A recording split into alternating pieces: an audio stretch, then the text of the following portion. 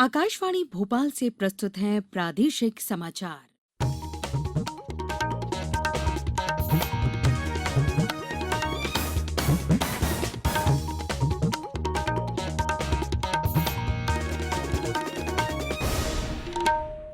नमस्कार, समाचारों के साथ मैं पूर्वा त्रिवेदी। पहले मुख्य समाचार।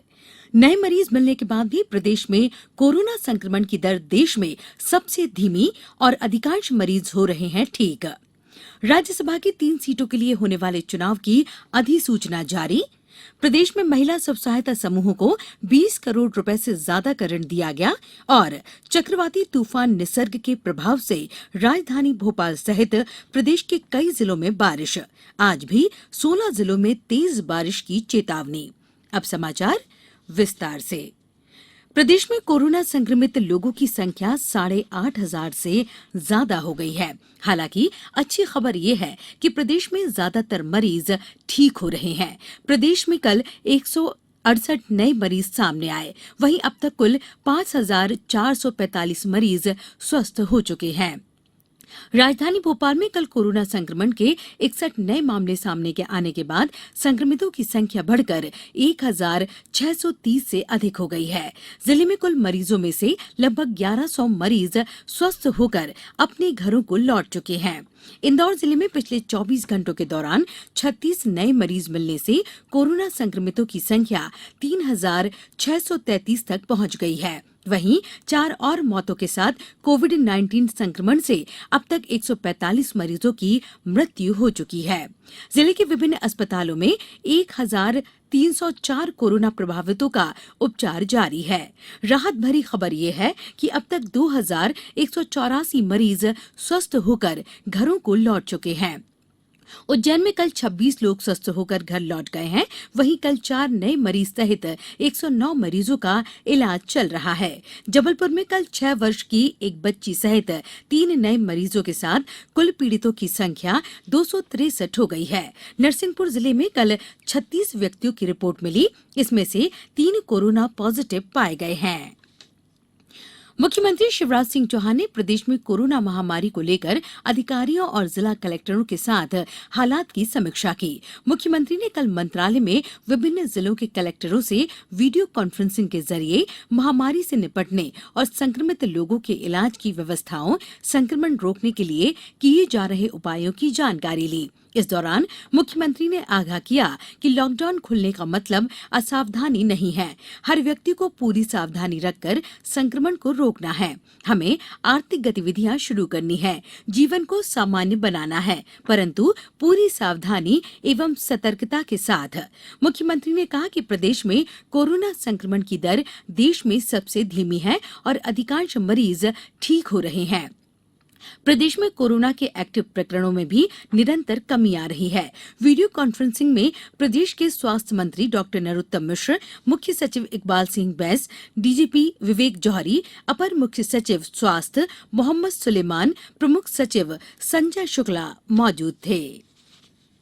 मुख्यमंत्री शिवराज सिंह चौहान ने कहा कि केंद्र सरकार द्वारा कृषि उपज वाणिज्य एवं व्यापार अध्यादेश 2020 को मंजूरी दिए जाने से किसान कृषि उपज का बाधा मुक्त व्यापार कर सकेंगे। इससे किसानों को अपनी उपज को बेचने की आजादी होगी और वे अच्छा लाभ ले सकेंगे। मुख्यमंत्री ने कहा कि किसानों की फसलों को बेचने के लिए ई प्लेटफॉर्म भी बनाया जा रहा है। उल्लेखनीय है कि प्रधानमंत्री नरेंद्र मोदी की अध्यक्षता में कल नई दिल्ली में केंद्रीय कैबिनेट ने कृषि उपज का बाधा मुक्त व्यापार अध्यादेश और कृषि उपज वाणिज्य एवं व्यापार संवर्धन एवं सुविधा अध्यादेश 2020 को मंजूरी दी है। केंद्रीय कैबिनेट ने किसानों की सुविधा के लिए आवश्यक वस्तु अधिनियम में संशोधन को भी मंजूरी दी। इससे अनाज, दालों, तिलहन, खाद्य तेलों और प्याज और आलू को आवश्यक वस्तुओं की सूची से हटा दिया गया है। इस फैसले से किसानों को फसल की बेहतर कीमत मिल सकेगी और निजी निवेशकों की आवश्यक नियामक हस्तक्षेप की आशंका दूर होगी।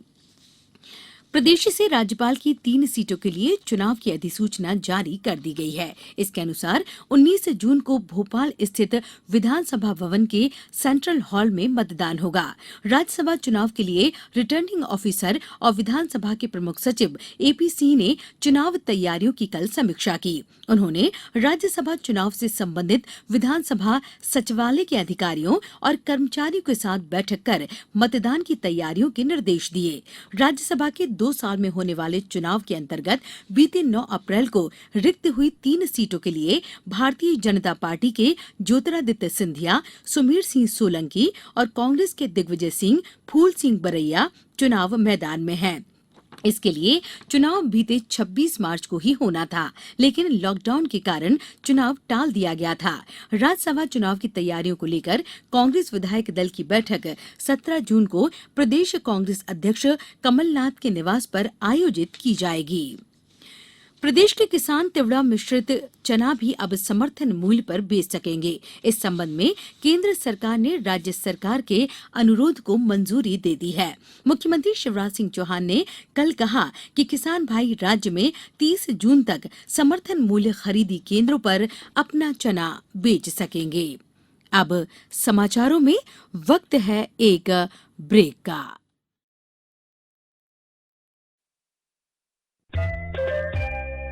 ये समाचार आप आकाशवाणी भोपाल से सुन रहे हैं।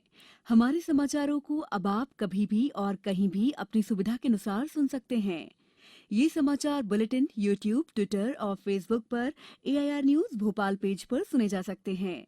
इसके अलावा आप हमारी वेबसाइट newsonair.nic.com पर या AIR न्यूज ऐप पर भी समाचार सुन सकते हैं। ब्रेक के बाद समाचारों में एक बार फिर आपका स्वागत है।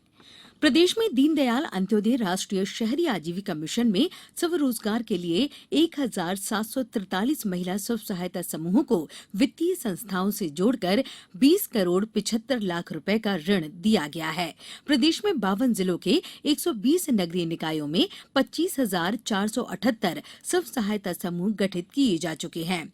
नगरीय प्रशासन एवं विकास आयुक्त पी नरहरी ने कल ये जानकारी दी। श्री नरहरी ने कहा कि 2019-20 में 3,308 स्व सहायता समूहों का गठन किया गया है। इनमें से 2,377 समूहों को 10-10 हजार रुपए प्रति समूह के मान से कुल 2 करोड़ 37 लाख रुपए की सहायता दी गई है। राज्यपाल लालजी टंडन की अध्यक्षता में प्रदेश के सभी सरकारी विश्वविद्यालयों के कुलपतियों की बैठक 6 जून को राजभवन में होगी। राज्यपाल के सचिव मनोहर दुबे ने कल बताया कि बैठक में विभिन्न विश्वविद्यालयों की परीक्षाओं से जुड़ी व्यवस्थाओं की समीक्षा की जाएगी। रक्षा अनुसंधान विकास संगठन DRDO ने कोविड संक्रमण के बीच बिना पसीने निकालने वाला आरामदायक PPE का निर्माण किया है। ये PPE kit personal air circulation system से लैस है। DRDO ने ये काम सुमेरु PACS उपकरण के विकास के साथ किया है। DRDO के एक अधिकारी ने डॉक्टरों और चिकित्सा कर्मियों से मिले फीडबैक के आधार पर बताया कि PPE पोशाक पहनने के बाद 30 से 45 मिनट बाद उन्हें उलझन होती है, क्योंकि इस पोशाक को पहनने के बाद पसीने निकलने लगते थे, जिससे काम करने में दिक्कत होती थी। अरब सागर में उठे चक्रवाती तूफान निसर्ग के प्रभाव से राजधानी भोपाल सहित प्रदेश के अधिकांश हिस्सों में कल शाम से ही रुक रुक कर बारिश का दौर जारी है। कटनी, मंडला, सिवनी में भी कल रात से ही बारिश हो रही है। इंदौर और उसके आसपास के जिलों में देर रात से तेज हवाओं के साथ बूंदाबांदी हुई। इंदौर जिला प्रशासन ने आज दिन में तेज हवा और बारिश की आशंका के मद्देनजर नागरिकों से एहतियात के तौर पर अपने घरों में ही रहने की अपील की है। मौसम विभाग के अनुसार चक्रवाती तूफान के कारण 50 किलोमीटर प्रति घंटे की रफ्तार से हवाओं के साथ भारी बारिश की संभावना है। विभाग ने कुछ स्थानों पर गरज एवं चमक के साथ बिजली गिरने की आशंका तथा कुछ स्थानों पर 10 से 12 सेंटीमीटर से भी ज्यादा बारिश होने का अनुमान व्यक्त किया है। मौसम केंद्र भोपाल ने आज रायसेन, सीहोर, होशंगाबाद, बैतूल, खंडवा, खरगोन, झाबुआ, धार, देवास, छिंदवाड़ा, सागर, टीकमगढ़ और शाजापुर जिलों में कहीं तेज बारिश की संभावना जताई है। अब कुछ समाचार संक्षेप में मुख्यमंत्री शिवराज सिंह चौहान आज दोपहर बाद विभिन्न जनप्रतिनिधियों से मुलाकात करेंगे। उज्जैन जिले में समर्थन मूल्य पर गेहूं खरीदी के लिए पंजीकृत 98,000 से अधिक किसानों से गेहूं खरीदी की जा चुकी है। आगरमालवा जिला कलेक्टर आज राष्ट्रीय जनसंख्या रजिस्टर और मतगणना 2021 में मकानों की सूचीकरण की तैयारियों को लेकर एक बैठक करेंगे। और सिवनी जिले के अलोनिया टोल नाके के पास कल एक ट्राले की टक्कर से 2 बाइक सवार घायल हो गए, जिनमें से एक की मौत हो गई। अंत में मुख्य समाचार एक बार फिर। नए मरीज मिलने के बाद भी प्रदेश में कोरोना संक्रमण की दर देश में सबसे धीमी और अधिकांश मरीज हो रहे हैं ठीक। राज्यसभा की 3 सीटों के लिए होने वाले चुनाव की अधिसूचना जारी। प्रदेश में महिला स्व सहायता समूहों को 20 करोड़ रुपए से ज्यादा का ऋण दिया गया। और चक्रवाती तूफान निसर्ग के प्रभाव से राजधानी भोपाल सहित प्रदेश के कई जिलों में बारिश। आज भी 16 जिलों में तेज बारिश की चेतावनी। इस बुलेटिन में इतना ही। घर में रहिए, सुरक्षित रहिए और सुनते रहिए आकाशवाणी।